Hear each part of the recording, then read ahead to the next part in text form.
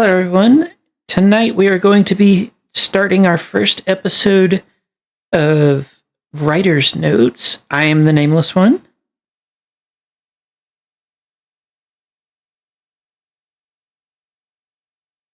He got there eventually. And I've been doing writing pretty much as long as I could hold a pen. I remember I used to get in trouble for writing stories instead of essays. Fiction?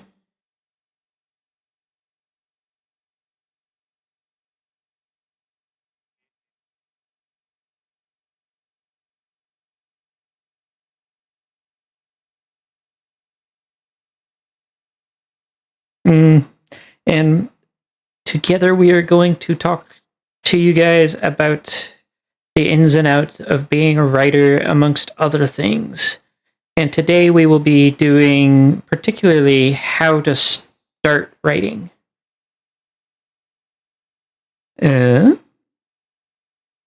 Before we get started, I would like to remind everybody, don't forget to like, comment, subscribe, ring the notification bell, follow on Twitch, all that good stuff. More about how you can support the channel at the end of the podcast. Without further ado, though, let's go ahead and get started.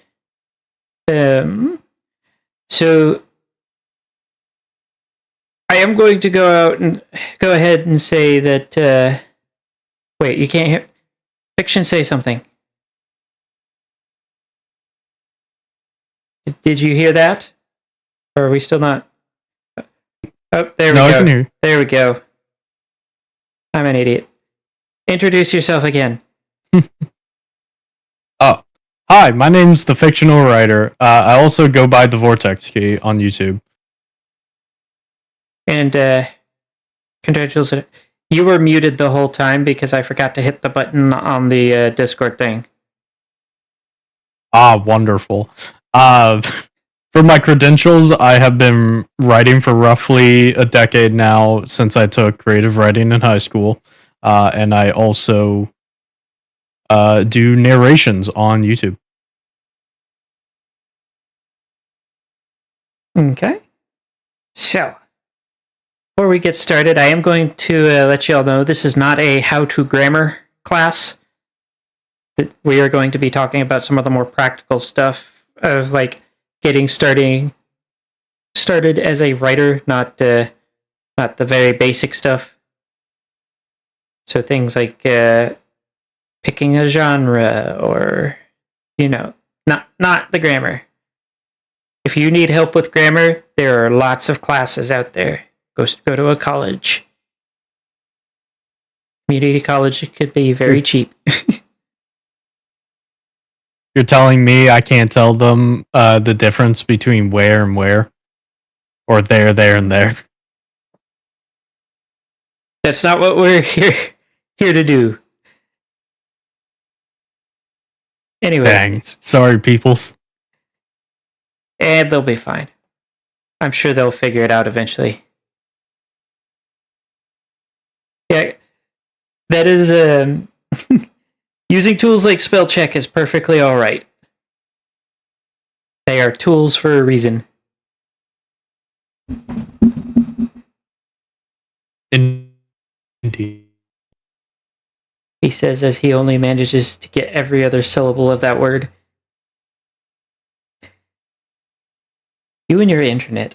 Anyways, so on the subject of genre picking, I believe that's a good place to start, because there's two sides to that. There's like the genre of writing, as in like horror, historical fiction, stuff like that, and then there's also the type of writing you want to do. Are you going to be a screenwriter, a poet, a novelist? Mm-hmm. And with that kind of stuff, I guess we could start out with like how we picked ours, and then any kind of like recommendations we would make to a new writer. Like for example, it's probably not a great idea to try and write for every genre, especially not at the same time. Definitely. Especially at the same time. You will mix your genres when writing in different projects if you're working on everything at the same time. And I will say that I am only partially joking. I have seen people that have attempted to basically be every genre in one work of fiction that they also then tried to claim was only partially fiction and it was partially non-fiction, and yeah, it was a mess.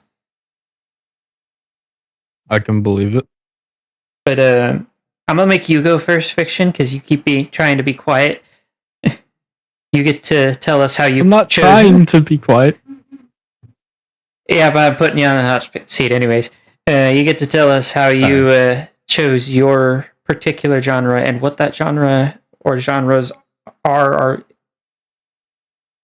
as well as any types of writing that you additionally do, other than I know you do novel style writing like I do, novel and short story. Yes. Yeah. So I do mostly short story and novel style writing. I do poetry more on the like side personally. That's how my education into writing and creative writing started, with poetry. So that's kind of my core. I am a very descriptive writer, and I usually stick around the more drama kind of genres, stuff that tugs at your heartstrings or like makes you think. So like my most viewed story on Film Fiction right now and on my YouTube channel is Phantoms, and that is a sad drama story. And it is written very not as descriptively as I'm currently writing now, but it's written descriptively pretty well, trying to get into the nitty gritty. So, to add a little context to the word drama, because everybody misunderstands that, drama can be defined as like, so there's this thing called the like a narrative curve or something like that. And normally it starts at like a midline, goes down, and then goes up and starts at a high line. With drama, it goes down and just keeps going down. Yeah. So it tends to be very, the hero never quite, like the hero doesn't get the girl, the hero just kind of dies. And sometimes very, what's the word I'm looking for? Figurative fashion. So like that death may be just the loss of a loved one, or the figurative death of their reputation. Yeah, usually it's a genre that very, I don't know if I want to say rarely, because I've seen ones end on high notes, but it very commonly ends on low notes. And the story, generally speaking, is a low note. Well, I will say that the low note may not always be from a low note from the perspective of the audience, but it is a low note from the perspective of the main character. So, yes, the main character will always get shafted at the end. Yeah, sometimes you have a bit of a monkey's paw ending where it seems going a bit lighter, and then you kind of think on it, and you're like, wow, that just kind of sucks. Yeah.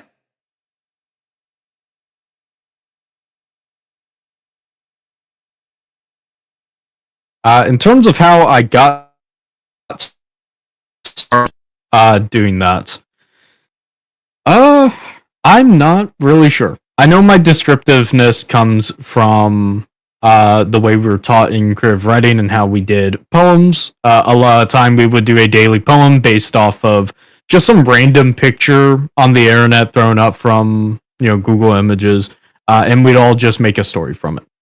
And so from there, I learned how to become a lot more descriptive and try and break down what I see. And obviously, as a creative craft, you are always improving. So I've gotten a lot better since my beginning. As for my tending towards drama, I think that probably has to do with just the general chaos of life. And my major introduction into fan fiction writing being Fallout Equestria, so that probably helped paint the tone of where I was going. Makes sense. Is that all you have for that? My turn? For that, yeah. Okay. Yeah, go for it. So, I am primarily a novelist and grimdark writer. I do prefer to do short stories just because they're generally quick and easy. I am in the process of working on a couple of different longer pieces when I have the motivation. With my choice behind it, I also have a lot of the descriptive language, but that is primarily because I take a lot of inspiration from the writing style of J.R.R. Tolkien. So I am the type that could turn a single sentence into a 3-page description. So, yeah. Not always a good thing. So your average college student. It depends on the context. I use a lot of imagery, which we will talk about here in a little bit. Yeah.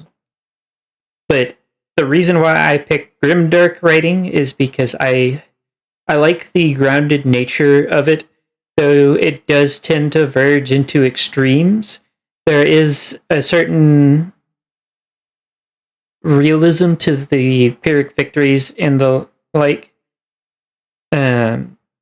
And it's something that a lot of really good stories have been written through grimdark, and a lot of people find them relatable when done well.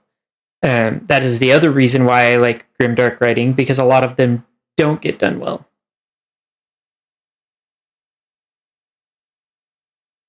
Screenwriter would... Interesting way of putting that. Screenwriter and playwright are actually kind of interchangeable, honestly, because both of them require a lot of the same type of writing, and it would cover both movies and TV series. I would say that the primary difference is that a movie screenwriter and a TV series screenwriter have to write very different types of stories, because with a TV episode, you often have to write shorter, self-contained stories, but that are part of a larger, ongoing story. Yeah. I'd also give it that playwrights also have a good bit difference in how they can write versus a TV or movie writer, since as a playwright, you don't have control over a camera. I would actually argue that they're very similar. It is just things like the set dressing. They have less options as a playwright compared to movie, where you can CGI in just about anything you want. Fair. And KO does bring up a good point. The contrast between grimdark and My Little Pony is something that is very interesting to me as well. I also do horror writing. I have been branching out into more and more and finding that it's actually quite interesting genre to write for. Not an easy genre by any stretch of the imagination, given that it is not a visual medium, but it is one that allows for interesting forms of expression that normally you don't have from most of the other genres, where you're trying to, instead of just entertain, you're also trying to scare and or unsettle your reader.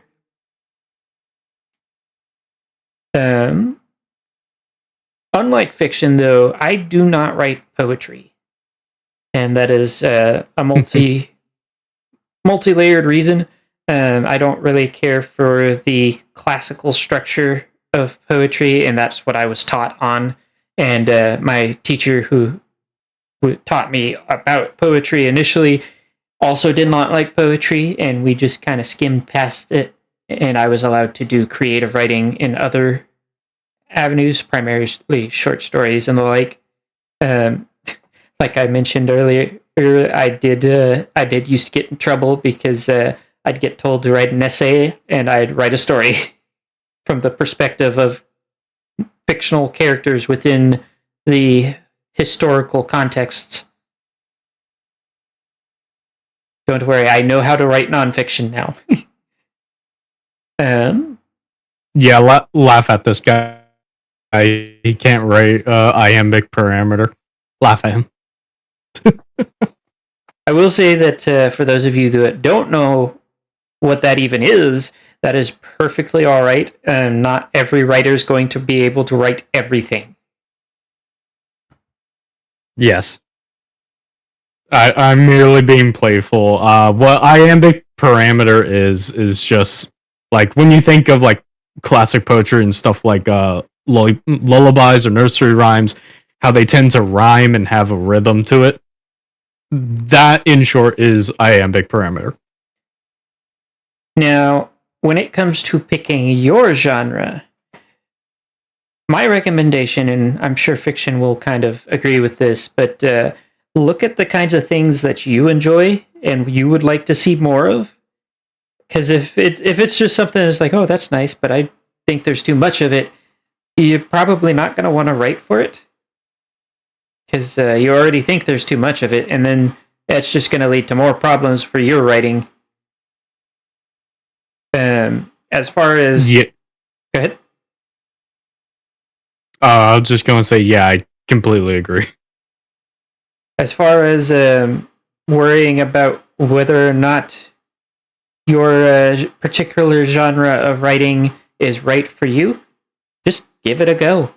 One of the best ways that because while I have had both formal teaching and informal teaching, I do consider a lot of my skill self-taught from one of the most important parts of writing, which is reading. We'll get to that in a moment. But a lot of what helped me decide what genres I enjoyed writing for was the fact that I just kind of experimented with things. I've done everything from comedy in both the classical and modern sense to I've done a few like melancholy type dramas where it's not like grim dark or anything like that, but it is very sad. I made half-hearted attempts at poetry and decided that I would never do it again. I've even tried song lyrics. Haven't tried much in the way of screenwriting because I don't see the point of writing something that I have no talent to bring to life. But if you have the means and the talent to bring it to life, by all means, you should definitely try it. Because screenwriting is actually quite different from novel and poetry or even songwriting, and it is a skill in and of itself. Yes. In that too, vocal script writing is... I had one project that I was doing for someone to basically properly format and do all that stuff. It was so much different than what I was used to. Like the proper formatting, everything like that, differences between scenes and stuff. completely different to how I would plan out even like a very light overview of a story. Now, speaking of planning things out and getting started, um, there's a couple of different ways. Like once you've decided what genre you want to write for, to go about doing the thing. Now, there's honestly, fiction and I are very much opposites on like how we start. Because fiction is one who prefers to do the whole outlines, and he's got documents of just preparing for stories, compared to me, who's just like, you know what, fuck it, I want to write about this today, and sits down for 8 hours and just pumps out a story. Yeah. Recently, I've gotten more of the just off the cuff type writing. But my system has basically turned into a mix of it. Yeah, most of the time for me, I will sit down, just kind of think about like what I am having planned. Like I may see an image or a concept that I'm like, I could turn that into a story, which is actually what happened with a story that I'm planning to write. I haven't gotten around to it because of just life things, but I call it Static Screams. And it's based off of the fact that every time I have gone to HarmonyCon and somebody has tried to film anything that I do, the camera stopped working. So I'm going to be turning it into a creepypasta style horror story, which is almost its own classical. It's almost its own style of genre within horror, but yeah, I am going to also say there is no proper way to start your writing, because it depends. Yeah. Like Kayla was asking, it depends from person to person what is like the best for you. Like, are you somebody that needs notes of sticky notes everywhere and whiteboards, and or are you somebody that sits there and is just like, yeah, that sounds about right. And then there's also the in between where you have a little bit of both. It's one of those that starting the creative process is very much something that you need to figure out what is best for you. A few indicators of what might be a good thing to try doing is, if you have trouble remembering some of the ideas, just have like a notebook or notepad or whatever. Oh goodness, note taking. Yes. If you're like me, you'll have an idea and then just be hanging from that idea for months before you finally start writing. Whereas I'd imagine that fiction has ideas, and if he doesn't write them down, they go away. Yes. I am the kind of person that if I have an idea while I'm like mid falling asleep, I will get up, write that down and everything I can think of, and then pass out. I cannot hold on to ideas for very, very long. I have to write them down and contain them. It got so bad that I use Google Keep Notes on my phone to basically write a bunch of quick notes. It got so bad that I had to sit down and take about 2-3 hours and just separate them by like general idea of like what story they were going towards. Yeah. Meanwhile, there's me. If anybody were to find what little notes that I have had, then they'd still not know what I'm trying to write about. I kind of like, my notes are like my other podcast co-host Moon, who's on the Game Talk podcast. He and I have some similar note-taking tendencies, whereas fiction probably has more detailed notes, and you could probably follow what he was trying to do based off of what he wrote. Me and Moon may have something just like literally a note that Moon has taken before in preparation for a D&D campaign. Sexy goblin, question mark? Yeah, so Yeah. as long as you understand what it means, that's all that's important. Oh yeah, 100%. You can write in like shorthand if that works for you. It doesn't work for me. The way I see ideas in my head and stuff, I write that thing down like I'm writing a movie scene because that's what I see in my head. I will also say, though, do not fall into what I often call the Tolkien trap. Now, I won't say that he himself did it, but a lot of people will start trying to write their own Silmarillion, and by the time they get to start writing, they've burnt themselves out on all of the note-taking and world-building that they have enough there for an entire series of books, but it's not connected well enough to actually be like publishable. So they end up just giving up. You're thinking of world builder syndrome. Yeah, but most people see the Silmarillion, find out what it actually is meant to be, and go, I can do that. Yeah, no. You do not need a Silmarillion in order to write a story. Hell, most of the time, you don't even need a lot of context for yourself before you start writing a story. And of course, a good rule of thumb for like when you're world building stuff, and if you're just writing down a bunch of notes about something before you start writing, is take a moment and think, what am I going to put into this? What is the audience going to see? And like, does what I am currently writing on affect that in any way? Does having a backstory for this one very specific kind of rock have any merit to the go kill a dragon story that you're writing? Exactly.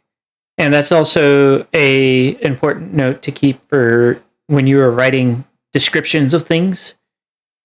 Does this description have in some way have context to the story that you are writing? Like, yeah. Do you really need to describe the color of the paint on the walls of a room 3 doors down if you're never going to go there? Oh yeah.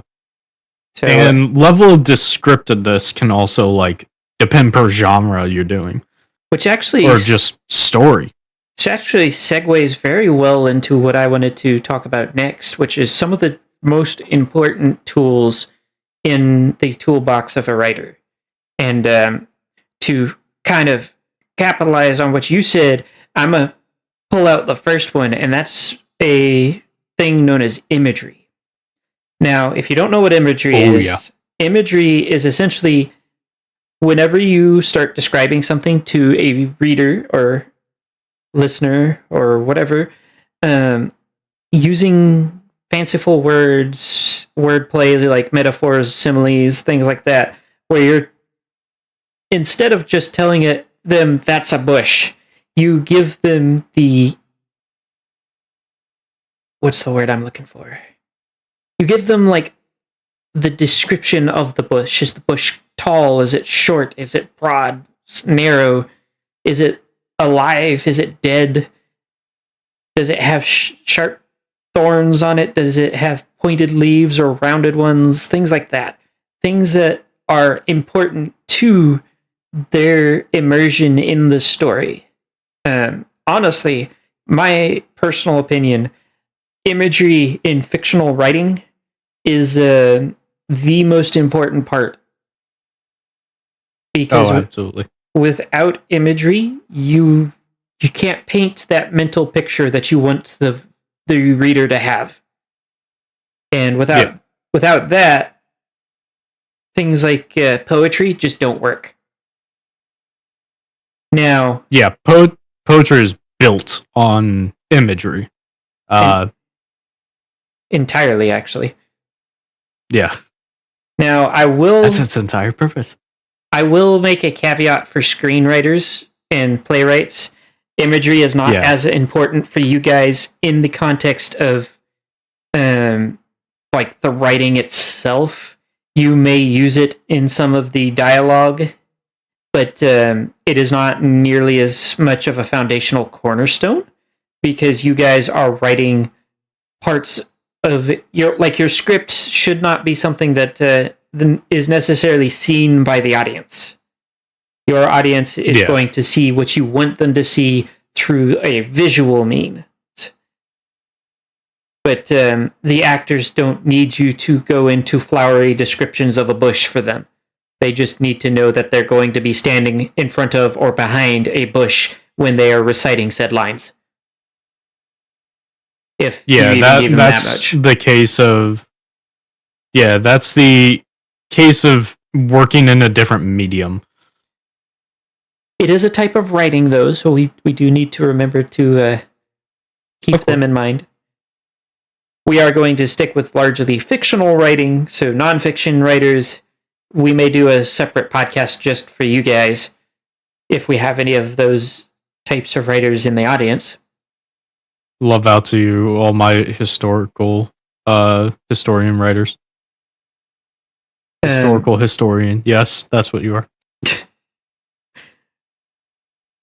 But as far as that, I think another important tool would also be continuity. So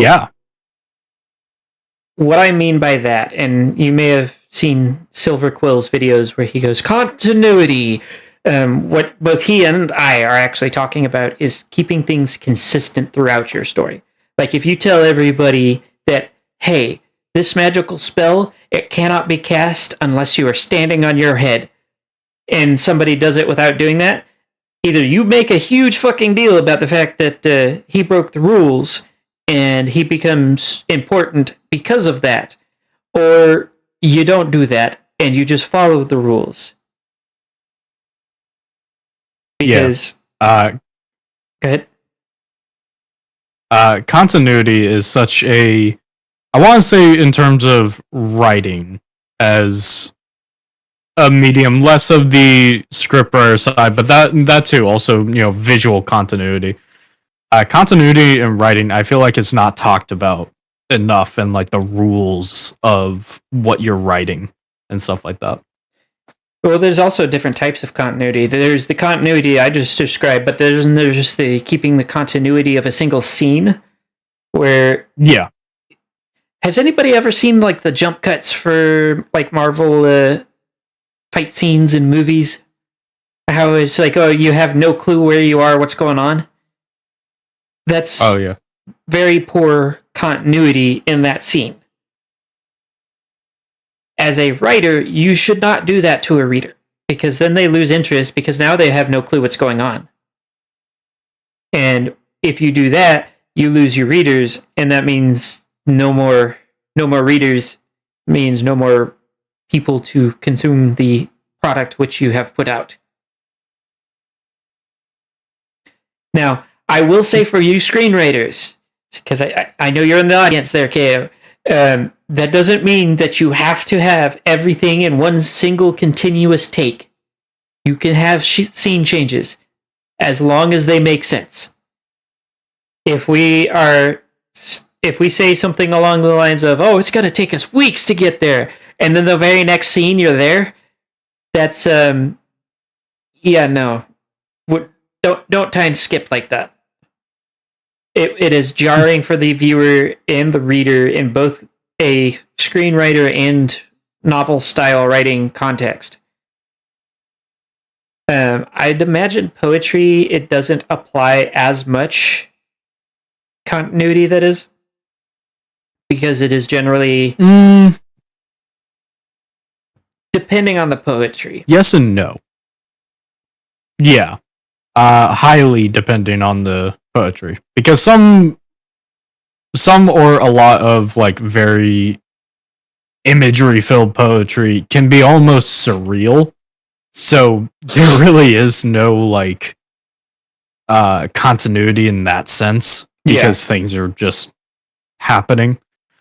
But depending on how your poetry is structured and what kind of poetry you're doing, it definitely can matter. I am also going to kind of moving along a little, in kind of the vein of continuity. When it comes to, there is a term. It's something's gun. Is it? It's not Chekhov's gun, is it? Help me out here. Yeah, Chekhov's gun. It is Chekhov's? Yeah. So yeah, Chekhov. The idea behind this term is that if you put a gun on the mantelpiece in a scene, you are then obligated to use it somewhere.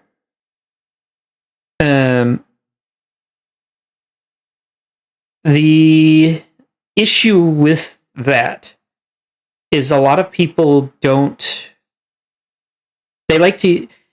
So I've seen I do editing, and I have done so for quite a while for a variety of different people. And I had one person show me somebody else that tried to help them with editing that was just waxing poetic about Chekhov's gun with a random group of ponies described walking down the street. Like, it wasn't even in a context that, like, this group is particularly interesting or different somehow. It was just ponies were walking in the street. And it was just like, yeah, what is the context here? Like, why are we Chekhov's gunning this person when there's no Chekhov's gun? Chekhov's gun is something that, in that particular context, if you had pointed out a particular pony in there and then he never appeared again, that is a poor use of Chekhov's gun. You left that gun there and nothing happened. Yeah. Two very good examples in popular media of Chekhov's gun being used. And both of these are from comedy examples just because they're the first thing that come off of my mind, is the gun in the Winchester during Shaun of the Dead. It is brought up and mentioned by the roommate, and then once they actually go to the Winchester bar, the roommate gets the gun off the top of the mantle, and guess what? It's a real gun. And they argue about that during the film. Another good example is the Renaissance Men from Smiling Friends. At the very beginning of the episode, Charlie says, "Oh, the Renaissance Men are coming into town." And then they have a little back and forth over who the Renaissance Men are, and they're like, "I don't know, I'm just telling you." And then at the very end of the episode, like literally right before the credits, the Renaissance Men appear and they, finish out the episode. So I will say there are some rare exceptions to, like, there's a bit of a way to do it with, say, mystery and stuff like that, where you could potentially subvert the expectations of the reader or viewer and not use the Chekhov's gun, but it's very difficult to do, and I would not recommend it for new writers because you may just end up leaving your audience with questions that they find unsatisfying, leaving unanswered. Yes. So if you try that, get some people to read it and see what they feel about it. Don't explain that this is actually a big thing. Don't explain your writing before letting them read it. Like, you can give the context of, "Oh, I wrote it for this thing," but don't try to, like, explain everything before they read it. So that way you don't taint the opinions. Yeah. This is for, like, showing writing of anything to anybody. Like, you can give some small context if you need, but don't spill it all out, because otherwise their perspective of what they have just read will be influenced by what you said. Now, that actually does bring me to my next point very nicely, actually. And one of the biggest tools and best tools at a writer's disposal is the ability to read. And I'm not just talking about reading your own works. Read some of the world's most famous authors. And I would also honestly recommend reading a lot of the banned books, because Mark Twain is in that list, and he is one of the great American authors. And yes, look at what they're doing and how they use their language and all of that to try to understand what works. If you read something that you decide was just god awful reading, look at why. What did they do wrong that you didn't like? And find out if you don't like it. It's good to find out if anybody else agrees with you and see if they say the same thing. Because at that point, you now know something that you shouldn't do. Oh yeah. The single greatest tool in a creative's work set is to just look at other media, to just take stuff in. Because you can learn so much from something so little. You also don't want to just passively do it. If you there are a lot of people that will read things, and then if you ask them 5 minutes later what they read, they have no clue. Fiction and I are actually referring to is called an analytical reading, where it's a skill. You need to read and understand what is going on, why they used certain words for imagery, why an example is if you are trying to learn to do better dialogue for a novel style writing, and you read something an example I like to use is Jim Butcher's Dresden Files.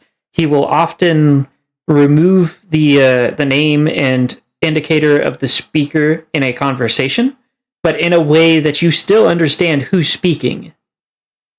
So with that, you want to read that, but you also want to understand why it works. For him, the reason it works is that he never does it with more than two speakers. Because if you have more than two speakers, if the third person chimes in, then all of a sudden you don't know who's talking. But if it's a back and forth, speaker one, speaker two, speaker one, speaker two, then you can feasibly remove the he said, she said, she said. Why is that such Jesus Christ, I cannot speak tonight. You can remove the indicators of who's speaking in certain points, but you need to be very careful doing it. And you also want to make sure that the conversation that you're doing it in, the tone doesn't change. Now, if somebody starts screaming and yelling when they weren't before, you need to denote that. So, instead of just he said, she said, I managed to say it that time. Instead of that, you start using more descriptive words. And I would also say, as a writer, I avoid the word said for those types of descriptors, like it's the fucking plague. Because honestly, it gets overused in a way that is pretty sad. It makes conversations very bland. And there's literally at this point, we might as well make a thesaurus specifically for the word said, because of how many different ways you can avoid using it. That is a double-edged sword, though. Please do not use a different indicator every single line. Because you're gonna run out of words, and it's gonna be very annoying. Because what that does is it disturbs the pace that your reader's reading at if they have to register a new word every single time. I mean, you don't have to only use the word yelled once in the entire time that you're writing. You can reuse some of the ones. If they're still screaming, you can say they are still screaming. It's just the use of the word said is often overused, and there's almost always a better word to be used there. Just keep in mind that you don't want to then fall into the trap of, I can't use the same word more than once, because that's not true. Yeah. A great bit to tack on to that is you can also just drop the said, but what you have to look out for is talking heads. So what a talking head is basically when you are writing dialogue and there's a back and forth and there is just no descriptor. And that just keeps going on without reasoning. So there are a good number of cases where you can just outright have a line of dialogue, skip next line of dialogue, back and forth. For instance, if two characters are talking very quickly and they're going back and forth and you want the pace to be, up, up, up, then you can cut back on descriptors or like only have something like he said or she said. But eventually that needs to end. Otherwise they become talking heads because it's just ad nauseum. Okay, they're standing there going back and forth at each other. What are they doing? It's also what are they doing besides just standing still? It's also kind of important that you also describe the characters themselves. Like, what are they doing? What's their emotional state? How are they feeling about this conversation? To just give context to the reader, like how they're supposed to feel about it. Because you are showing them that these characters are upset, for example, and that they're upset for this reason, and this is why the reader should be upset about it. Whereas if you have the talking head situation, it sounds very monotone. So, like, talking head would be, like, okay for, say, casual, short conversation where it's very quick. It's like, hey, how are you? Whatever. But if it is in any way important that they know how the characters are feeling, then take some time to, like, describe that, to use words that convey the emotions both in how they say it and how they hold themselves during the conversations. Another thing... I think... Go ahead. Oh, go ahead. You first. I was going to swap topic, because that leads really well into something else. I was actually about to do the same. Which were you leading towards? Damn. I was going to lean in towards the different kinds of narrator. We'll do that one next, because I think this one's a little more contextual in the situation. Formatting. Okay. Formatting is also extremely important in most types of writing, except maybe screenwriting, and there's a massive asterisk there that it depends on, like, how formal you're trying to write your script, I would say. If you're trying to keep within a certain, like, standard. Like, if you are writing a script only for your eyes, then you can be as informal as you want to be. But formatting is important if you have a cast. Yeah, if you are intending to show it to anyone, or especially if you are intending to show it towards some kind of publishing agency, formatting is paramount, and there is a very specific format for stuff like screenwriting and script writing. Yeah. Now, for novels and poetry as well, actually, you can play with the formatting, and it can be interesting. So one of the things, as both a grimdark writer and a horror writer, that you can do and something that I do fairly often, is most people think paragraphs got to be 3+ sentences and all of that. That's not entirely true. You can have essentially a single sentence paragraph when it comes to formatting for like novel style or short story style writing. And often you will notice writers will start to do things like short, choppy sentences, shorter paragraphs, single word sentences. Even in some cases, you will break up where the single word sentence is to where it's basically its own paragraph, and that will start to show, like, because of the quick, choppy nature of it, will show the reader, hey, something frantic is happening, and we're moving quickly in a way that most readers won't be able to tell you why they knew it was frantic, but they will be able to tell you that something frantic was happening in this section. And doing things like... Go ahead.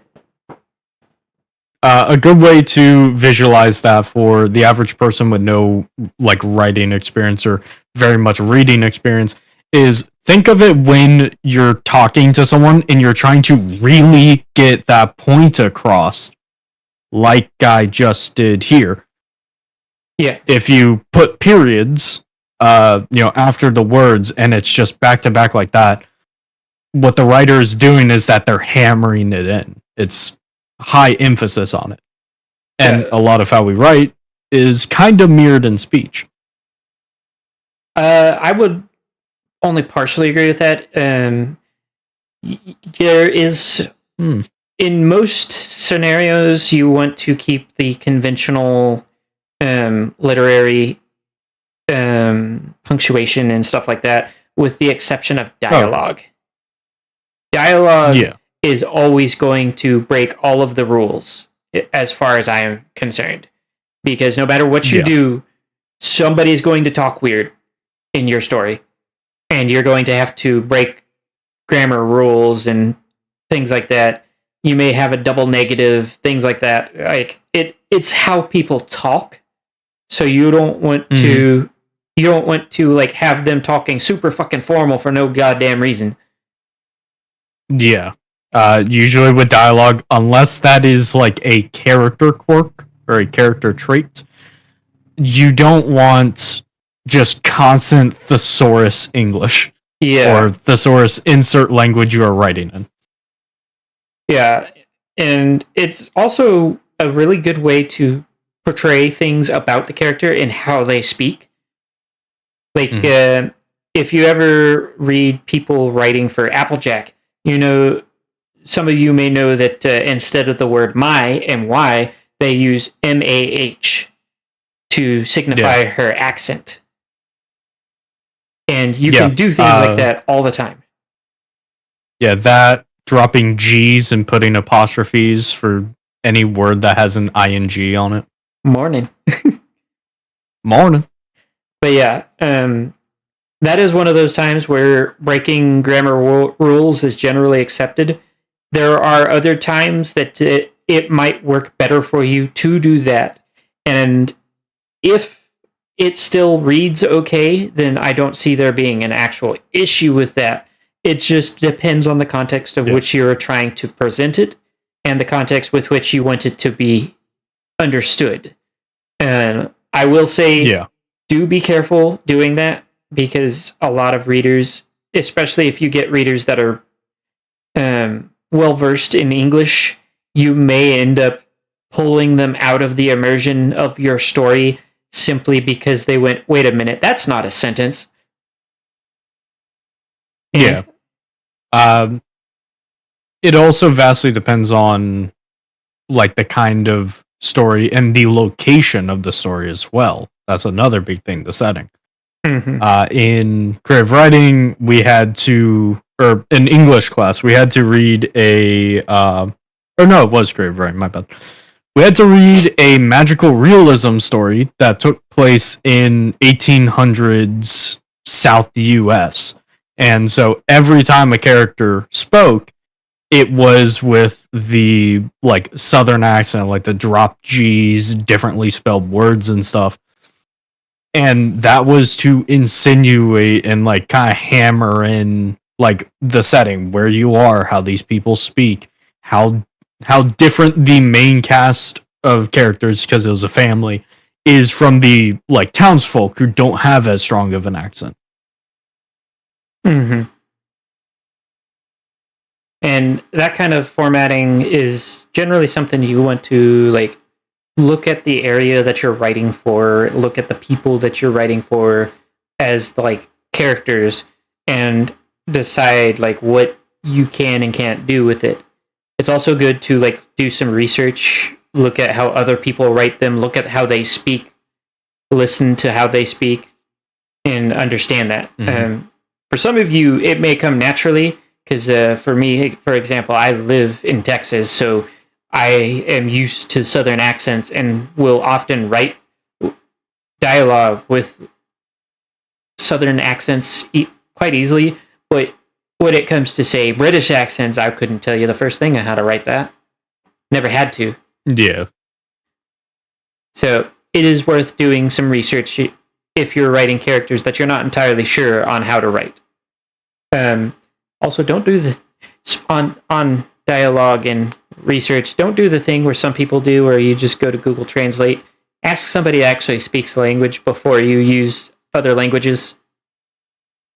Oh yeah. I'm currently writing a story that actually falls directly in that category. I felt like it was worth pointing out just because there are people out there that will Google Translate things, and then I've seen one or two memes where it's like, yeah, they just wrote that they liked chicken out of context of this conversation. It made no sense. Yeah. That reminds me of a video I recently saw of someone going to Google Translate, a Korean guy going to Google Translate and trying to translate relax into Korean. But the problem is that there is no one singular word for relax. There's like 4, and it depends on the situation. And so that's a very good example of it just doesn't translate sometimes. Yeah. I think that's a good point to segue into. I think fiction said narrator, but I'm thinking we should start with what person you write your story. That's a very good one because that basically changes what kind of narrator you have. Yes. So, for those of you that don't know what I just said, the person with which you write your story in is either first, second, or third person. Second person is very, very rare and extremely hard to pull off well. So I would almost recommend not trying at all. Third person is what everybody thinks of whenever you read a book, and it's a unknown narrator just talking about the stuff happening. First person is the one that everybody thinks they can do, but not all of them really are able to. It's think Fallout Equestria, where they talk. It is told from the perspective of the character itself, which allows you to do things like unreliable narrators, because the character doesn't know that they're wrong about something. But an unreliable, limited narrator. But the first person one is I see authors and writers do this the most, where they do it wrong, where they will start flip-flopping between persons. Once you choose what person you're going to tell the story in, you need to stick with that particular perspective, with very rare exceptions. And that exception normally means an entire transition so that the reader understands that there has been a transition. Yeah. The really main situation I can see a transition from, say, third person into first person and then back to third person is in the perspective of the character. You're like writing a like journal entry or something, or you're reading the journal entry because it's written in first person. There's that. There's also like if you have like a major event at the end of the story and the narrator dies, you could totally switch to third person. I could see that working out if you do it well. Like you have to explain what happened. The reader needs to know that context. because otherwise it's going to be very jarring, and you're probably going to lose readers at that point. Oh, Which actually, I know you wanted to talk narrators, but it does bring me to a very important point to all writers of any type, whether fictional, non-fictional, poetry, screenwriting, novelists. Consider your audience. And what I mean by that is, if you're writing for a particular fandom, so we're all part of the brony fandom here, or the furry fandom, or whatever fandom it happens to be, you do not need to explain to the audience the entire context of My Little Pony Friendship is Magic if you're writing for a brony audience. They know. Assume two things. One, they're in the context of the world, they're not going to just know everything. But two, in the context of the greater setting, if you are writing for something in My Little Pony, they know what a cutie mark is. You don't need to explain that. That's a given. Just like you don't need to explain to most of the people reading a regular piece of fiction or nonfiction that water flows downhill. It does not need to be explained. It is just going to be inferred, because they can go outside and look at that shit and realize, oh, water flows downhill. They don't even have to go outside in most contexts. But always keep your audience in mind. Your audience is not going to be completely stupid, but they're also not going to know everything you're trying to write. So you need to keep that in mind when you are writing, because if you go off on this random side tangent about something you've never talked about and then never bring it up again, you're just going to confuse your audience. But if you spend 3 hours of reading trying to describe one thing that is just already well known, you're going to lose your entire audience all in one go. Yeah. A good example for this kind of phenomena of familiarity is whenever you're reading or in a fantasy or sci-fi setting, what is the race that is never really described in high detail? It's humans, because you are one. Exactly. So I actually made this problem once, made this mistake once. One of my early drafts, because it was the first time I actually did drafts for my fan fiction. One of my early drafts, I was trying to have too broad of a scope for an audience, so I was trying to explain what a cutie mark was, because I was like, what if they're not part of the fandom? At that point, though, somebody finally pointed out to me that you're writing for fan fiction website. You're not going to have non-bronies coming to find your writing. Also, on a slight side note, why is it so hard to write without hands? And I mean that in the context of your character has hooves, not hands.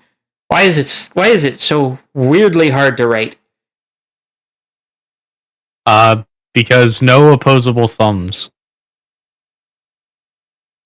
But yeah, I had to figure that out when I broke my hand in middle school. Is that, man, you really need opposable thumbs to do a lot of stuff. That is not wrong. But yeah, a lot of the context to this kind of stuff is very important in some cases, but others you need to decide, does your audience already have baseline knowledge of this? Do they understand what an alicorn is? Do they understand what a unicorn is? To kind of bring it to more of a brony perspective. If they don't know what those things are, they're not the audience that you are aiming for. The same goes for any other type of writing. If you have to go out of your way to explain what is technically a simple concept, then you're trying to broaden your scope too much. You need to make sure that you know what kind of audience you want to write for, and to make sure that you understand what you do and don't need to explain to them. Yeah. Now, what did you want to talk about with narrator's fiction now that I have thoroughly continued past that? Man, I don't know where the tracks are anymore, but Wherever So, I happen to lay them in front of me. they blew off into the atmosphere somewhere. I don't know. They'll come back down eventually.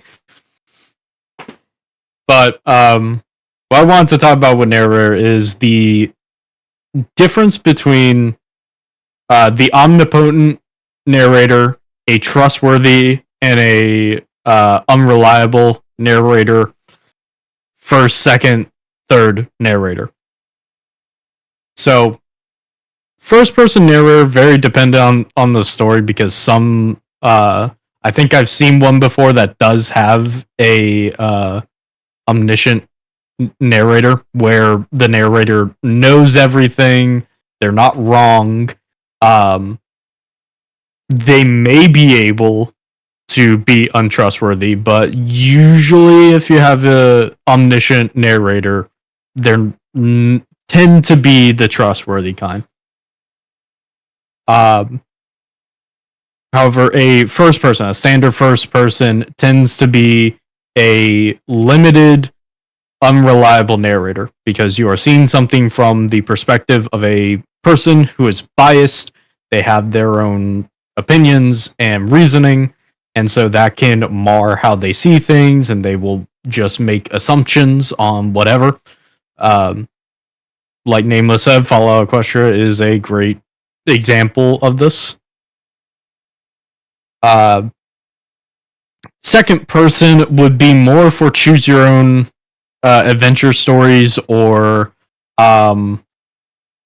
this is going to more into a very specific niche, but the ex-reader kind of stories where the reader themselves is a character, which isn't always done the best, but it can be. I've actually seen it done before in a way that it was basically it sounded like a one-sided conversation being had between the narrator and the reader, where the narrator was telling the story to the reader and would make comments that, because second person is often characterized with the use of the word you by the narrator in addressing the reader.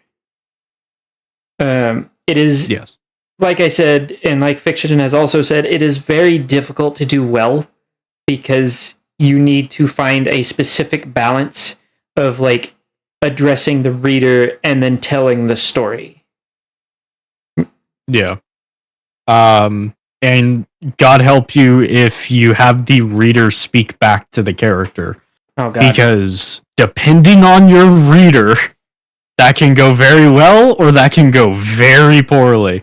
Yeah, I would honestly say just don't bother with that. That sounds like a good way to not only break immersion, but it also, if you do not react in the way that the reader wants to react, then you could very much piss people off instead of like making a good immersive story. Immersion is exceptionally important in fiction writing of any kind, and even in some nonfiction. Yeah. And second person takes that to a whole nother level because you are putting the reader physically into the story, which is an entirely different jump. Probably the most popular at this time that I can think of second person kind of media out there is ASMR. Funnily enough, because ASMR is in second person. It is entirely reliant and focused around the viewer. Yeah, but at the same time, like that's not really writing. It's not. There is a script. There is a script. Therefore, I don't believe that. I don't believe that. We're gonna move on. We're not an Nameless, I got some Reddit. I got some Reddits to show you. No, and then third person. And then third person, which thank you, Cold Nameless is in denial.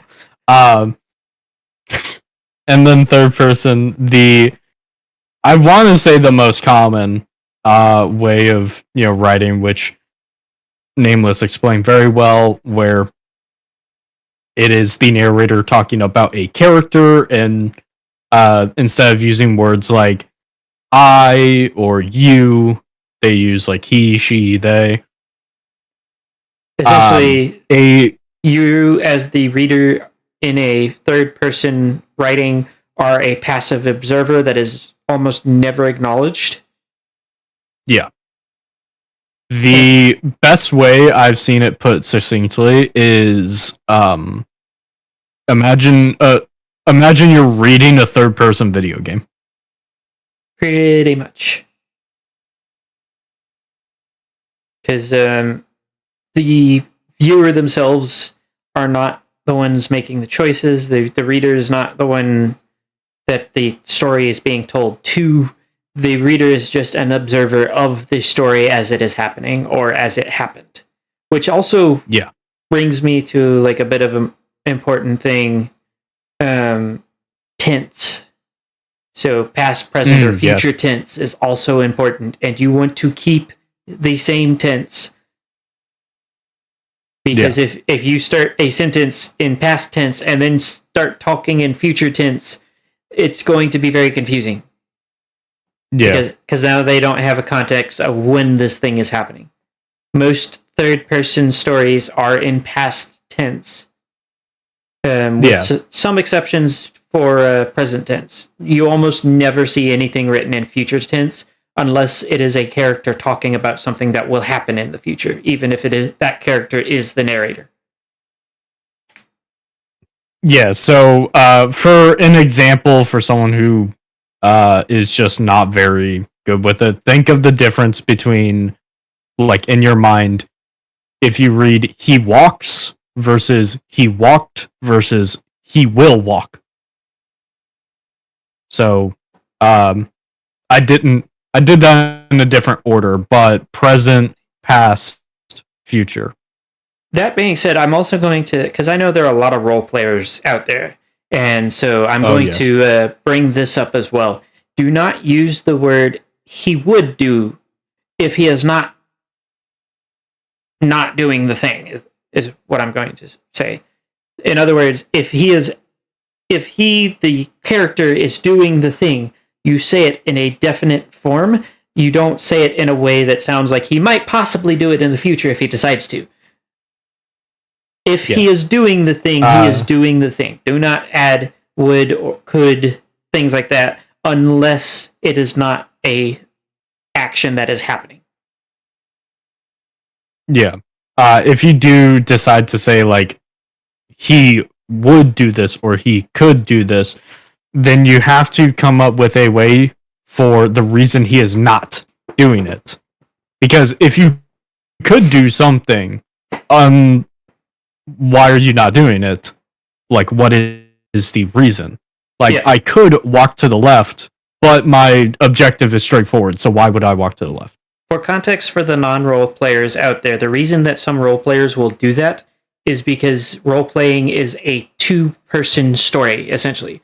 It may be more than that, but it is at minimum two people, and so they will leave the context like that open so that the other person can react to it.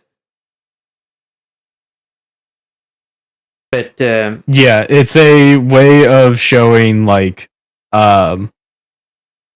almost a sense of passiveness. Like, if your character is going to do something that would conflict with this, then this is not definite.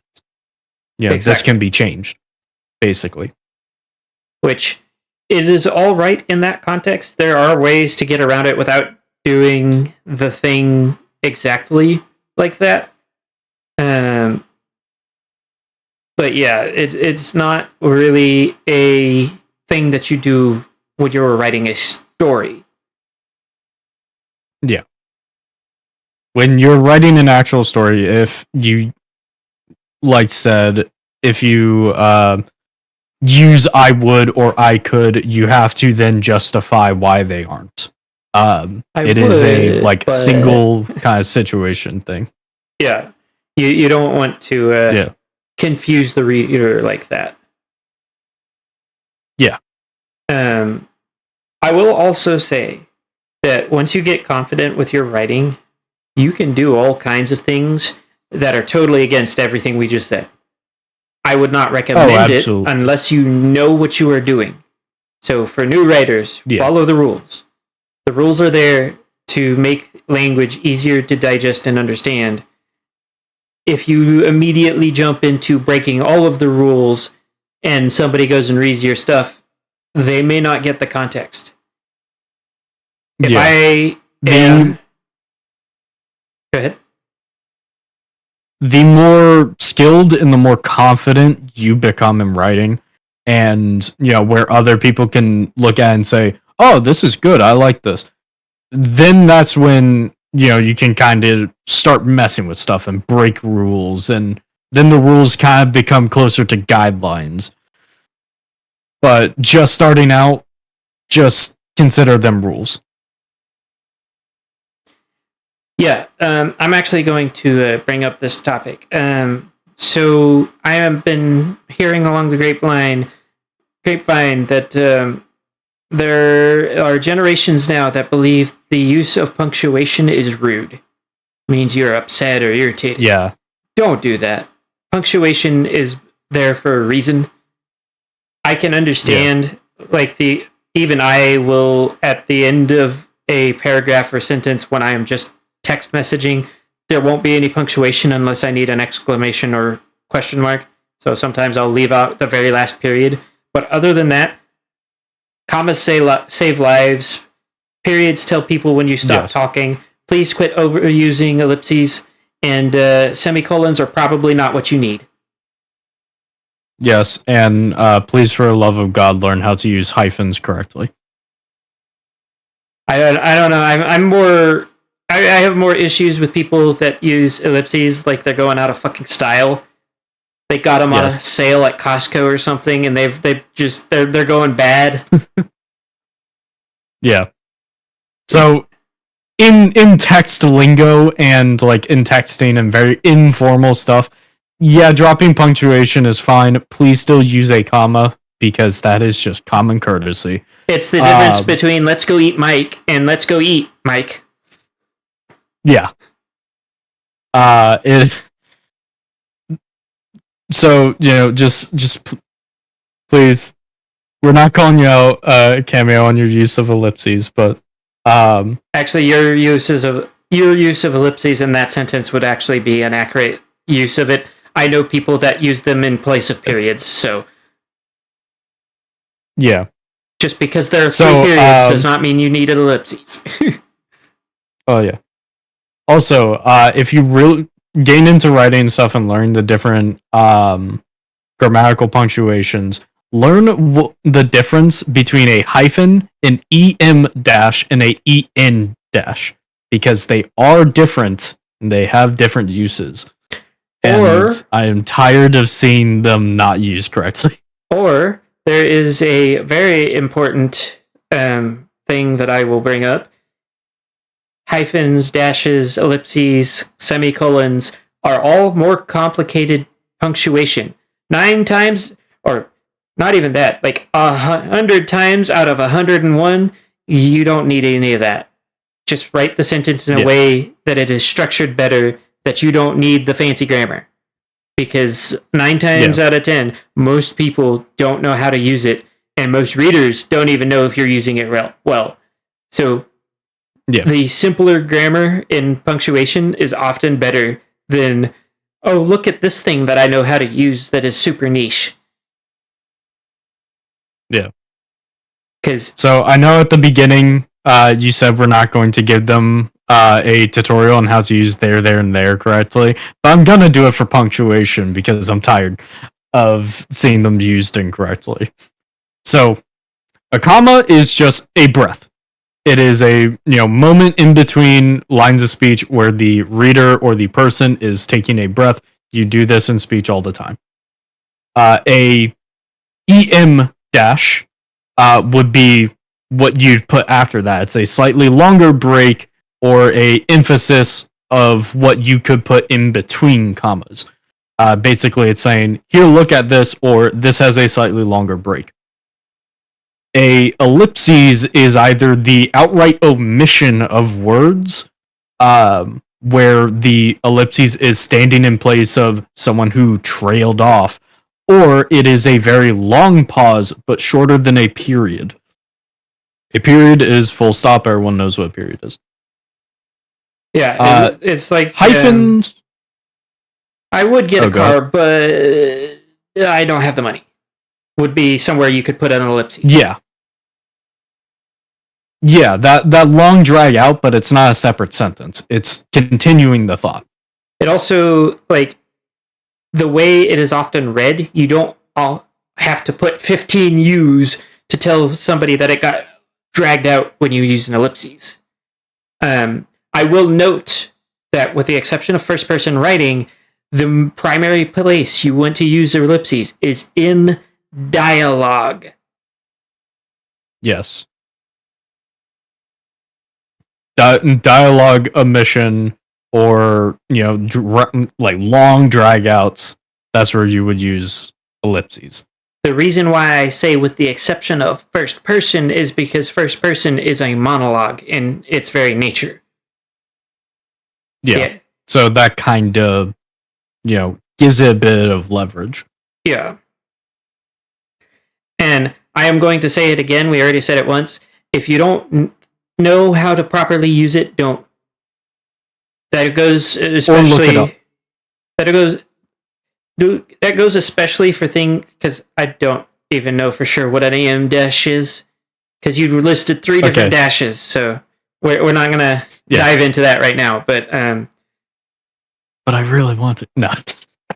The thing that I see tripping up most new writers the most is they've seen the semicolon. They've seen semicolons. They know it exists. And that means that they can use it to make run-on sentences, right? No. Get out. Exactly. You don't... If you can't figure out how to use it, your readers definitely cannot. Yeah. So I will tell you, because we are benevolent podcasters. A semicolon is used in between 2 connected thoughts where the first section and the second section could be their own independent sentences. The thing it is a connective tissue. The thing is, though, 9 times out of 10, if you just restructure the sentence a little bit, you can go without it just as easily. Yes. If you just reword your sentence, the vast majority of times you will not need a semicolon. However, now that you know how to use it, flex it. There is a reason why, if you look at most accomplished authors, you almost never see semicolons. You almost never see dashes, with the exception of things like dialogue, where you see dashes and ellipses on a semi-frequent basis. It's not like super heavily used, but there's a reason why these people don't do that, and it's because of the fact that readers aren't necessarily going to know the context for that, and just because the rule exists doesn't mean you need to use it. Because honestly, that kind of stuff is made for the edge cases. Yeah. But enough about the the punctuation rants. Can I give a final word in just to very quickly explain what an EM and EN dash is? No. We have had enough for the punctuation part of this. It's not very long. You're hurting me. You'll be fine. One of the most important things above all of this, and above any of the previous recommendations and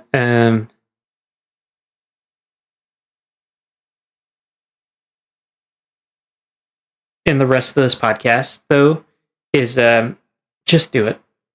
When it comes to writing, Yeah. Just do it. nobody's going to write your ideas but you. And just because it's Yes. an idea that may have been done before doesn't mean you shouldn't write it.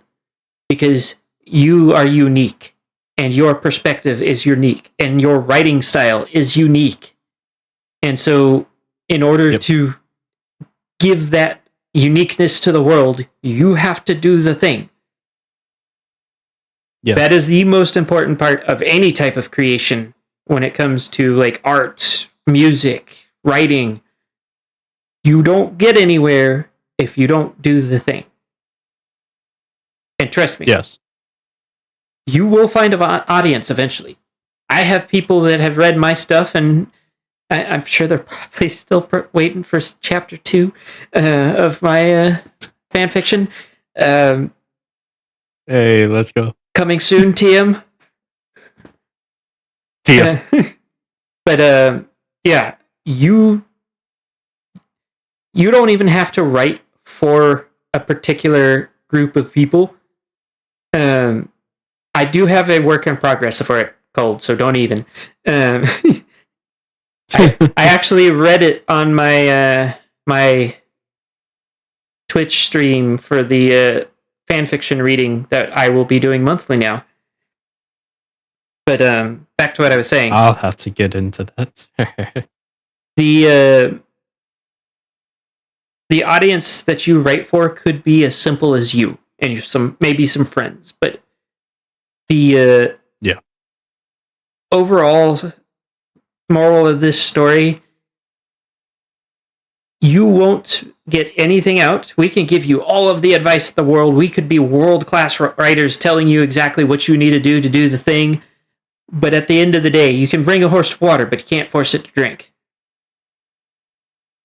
Yes. At the end of the day, no matter what situation you are currently in, the only thing that you need to begin writing is a pen, a pad, and a big imagination.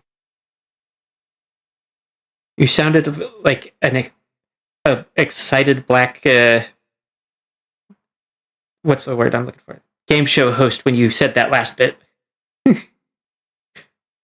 Dude, that is how like if I'm remembering the band right, that's how Limp Bizkit said it. But and KO, I would like to think I am, but that's my personal opinion. My ego is overblown enough as is. I don't need to stroke it anymore. I let everybody else do that because that means more to me than what I think. KO, don't tempt fate. But yeah.